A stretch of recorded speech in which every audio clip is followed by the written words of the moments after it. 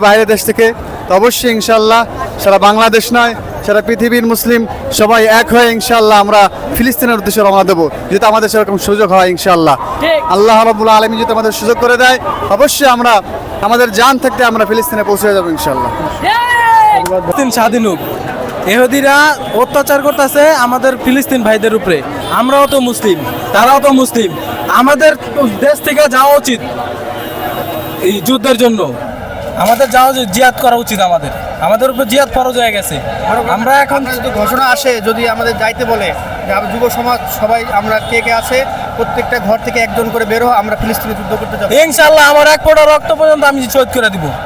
আমি নিজে তো শহীদ হবো, আমার শরীরের এক ফোঁটা রক্ত থাকা পর্যন্ত আমি যুদ্ধ চালায় যাব ইনশাআল্লাহ। ইনশাআল্লাহ। আপনি কোথা থেকে আসছেন?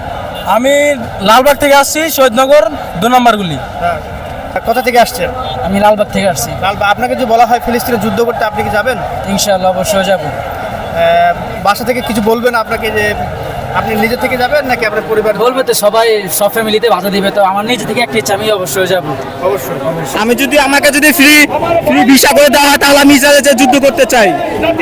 ইসরায়েলের যুদ্ধ মানে আপনি কিভাবে এফোর্ট দিবেন বা যুদ্ধ দেশকে স্বাধীন করতে পারেন? দেশকে এটা তো পরিকল্পনা কি আপনার? আমার যদি স্বার্থ থাকতো তাহলে আমি ইসরায়েলে যে আমার জান দিয়ে দিতে পারতাম।